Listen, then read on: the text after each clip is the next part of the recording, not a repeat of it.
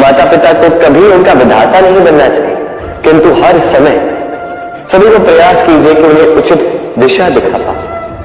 कभी कोमलता से, कभी प्रेम से, तो कभी कठोरता से उसके जीवन को, उसके व्यक्तित्व को आकार देने का प्रयास करना चाहिए।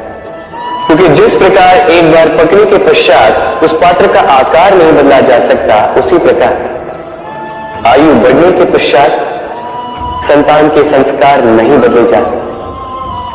स्मरण रखिए। राधे। ईश्वर ने वेलों को खड़े रहने की शक्ति नहीं दी, ईश्वर ने यह शक्ति दी वृक्ष को। इसलिए वे वृक्ष का सहारा लेके खड़ी रहती, उसी पर फलती। अब ये बेलें दो प्रकार की होती, एक वो जो इस वृक्ष पर खिलती, पुष्प गाती, स्वयं भी सुंदर दिखती है, वृक्ष को भी सुंदर बनाती। दूसरी वो जो वृक्ष को पूर्णतः सुखा देती, उसकी प्राण शक्ति उससे सोख लेती और अंत में स्वयं भी मुरझा जाती। स्मरण रखिए, यदि कोई व्यक्ति सदैव आपके साथ खड़ा रहा, सदैव आपका संबल बनकर रहा, सदैव उसने आपकी सहायता की, और यदि आप उसके साथ छल करोगे तो आपका पतन निश्चित है।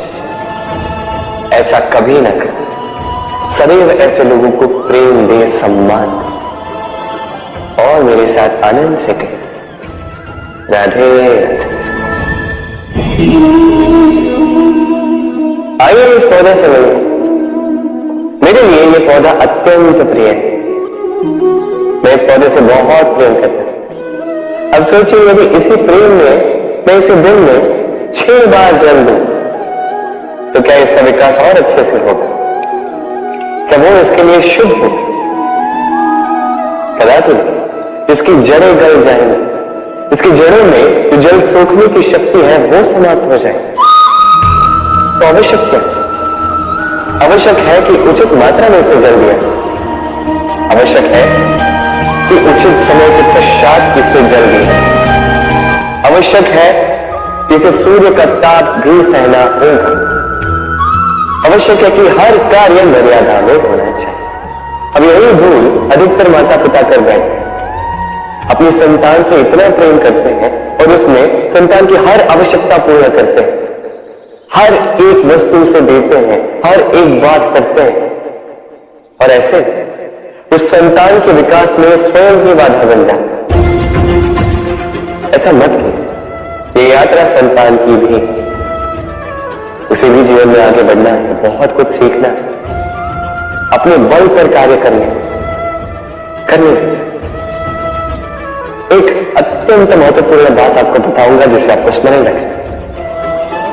प्रेम और शत्रुता यदि अति है तो घातक। हर बात में संतुलन बना करके और मेरे साथ प्रेम।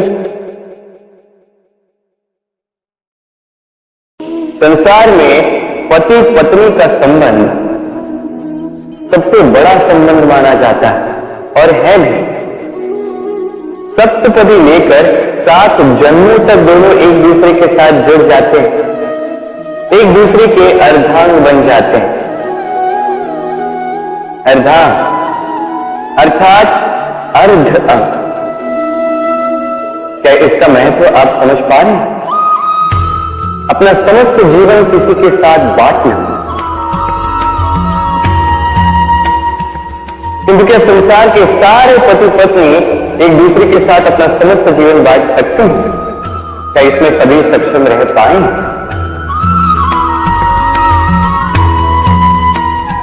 अपना जीवन किसी और के साथ बांटने के लिए सबसे महत्वपूर्ण बात है स्वीकृति, स्वीकार करना।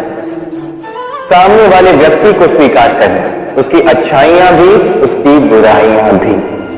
संपूर्णतः रूप से व्यक्ति को स्वीकार करना होगा, तभी ये संबंध बढ़ेगा, तभी ये संबंध और भी सुंदर बनेगा। एक दूसरे के दोष ढूंढना